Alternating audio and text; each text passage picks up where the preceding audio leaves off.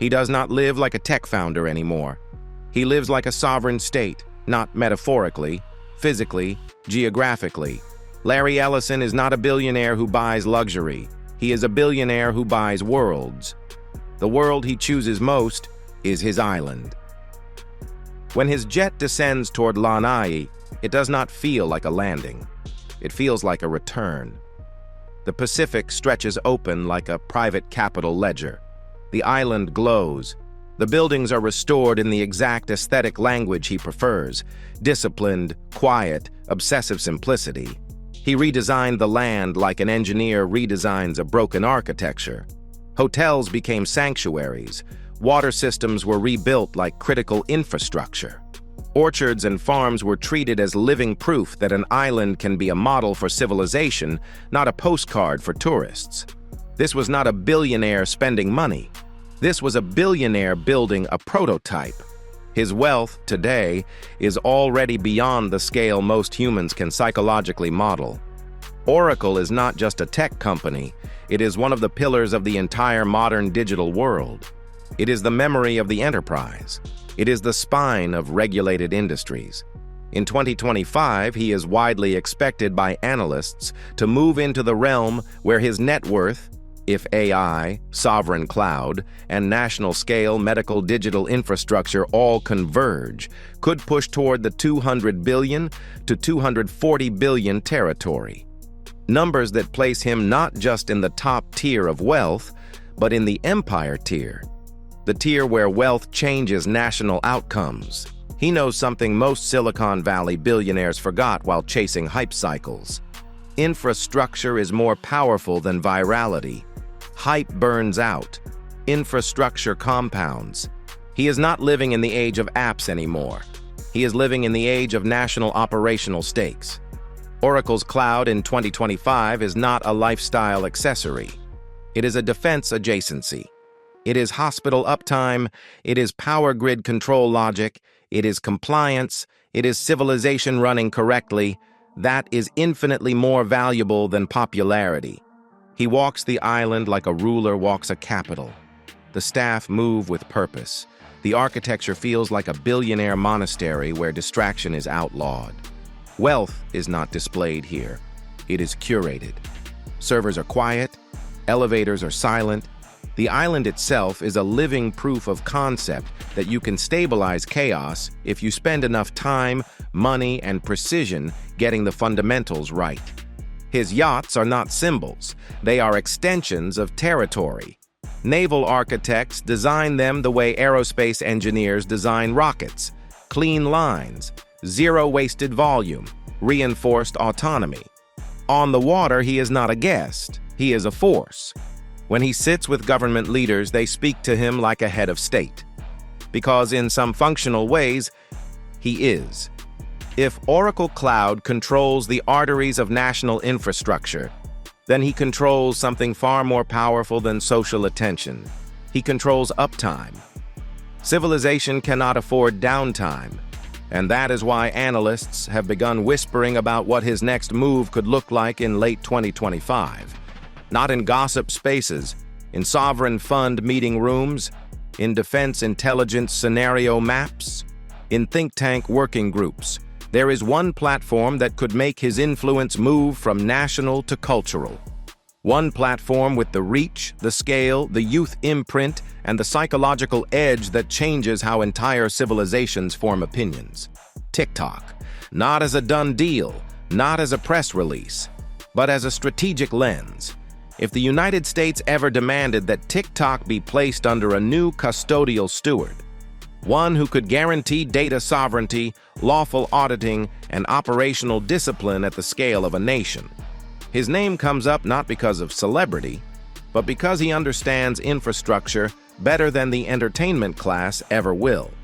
If TikTok ever needed a steward, the way nuclear energy needs a regulator, he is one of the few who could handle the heat without melting. This possibility, this speculative future scenario, is why some analysts have begun projecting wealth ranges for Ellison that bend reality upward. Because if the most culturally powerful platform in youth media became structured under an Oracle-grade control plane, the world's most powerful cultural graph would merge with one of the world's most powerful infrastructure graphs. And when those two things merge in the modern geopolitical arena, that is when fortunes turn into dynasties. He operates as a man who understands that wealth is not measured by what you buy. Wealth is measured by what you can deny others access to. Larry Ellison doesn't buy luxury to consume it. He buys luxury to privatize future leverage. His island is not aesthetic indulgence. It is future-proofing. It is safe haven. It is intellectual war room. It is the sovereign environment where he can think without friction, without noise, without the anxiety of the world interfering with long-horizon execution. And here is the real reason Ellison is different from every other billionaire of his generation. He believes the future is physical again. All the digital maximalists who declared that software replaced reality, those founders burned out.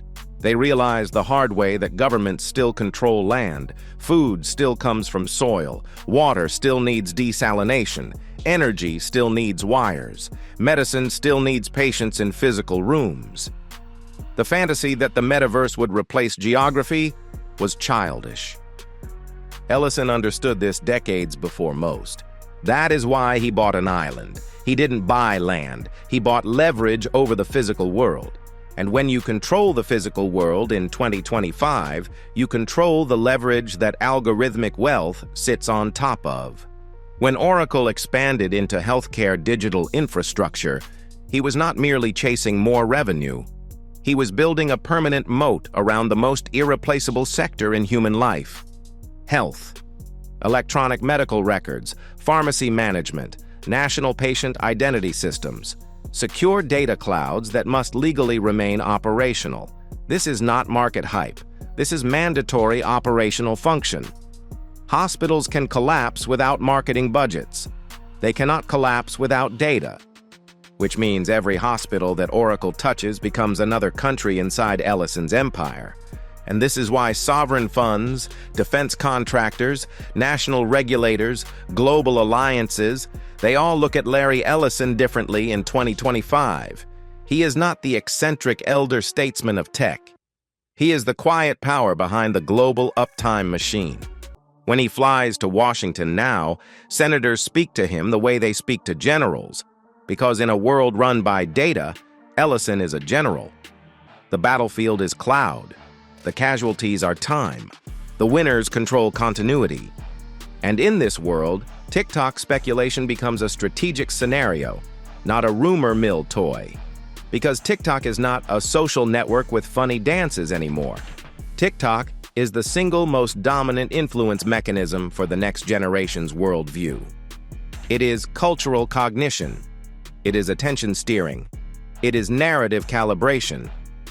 If the United States ever demanded a digital steward with both national credibility and technical competency, Ellison fits that criteria more than any other living tech founder. His entire life has been building infrastructure. He knows how to manage risk without panic. He knows how to lock down data without killing value. He understands how to make compliance profitable, not punitive. Analysts believe that if TikTok stewardship ever crossed his desk, even partially, Ellison wouldn't see it as owning a social platform. He would see it as controlling cultural bandwidth. A man who owns the island, who owns the data centers, who owns the hospital nervous system, then potentially influences the largest youth cultural signal generator on planet Earth, is not a billionaire anymore. He becomes a civilization architect. That is why future wealth projections for Larry Ellison do not live inside normal valuation math. Because Oracle is not operating inside a normal TAM. It is operating inside the TAM of national continuity.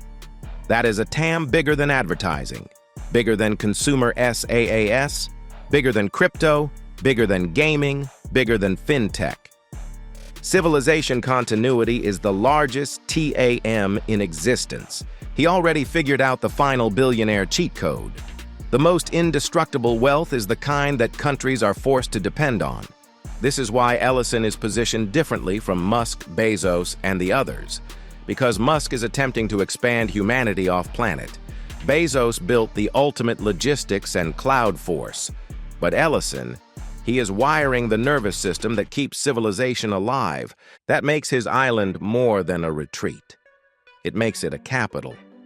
And the guests who are invited there know exactly what they are stepping into. Not a billionaire playground, but a billionaire jurisdiction. This is the part most people never understand about Ellison. He is not trying to escape the world. He is trying to curate a small prototype of how the world should run, then scale its logistics everywhere else. That is what empire actually is in the modern age.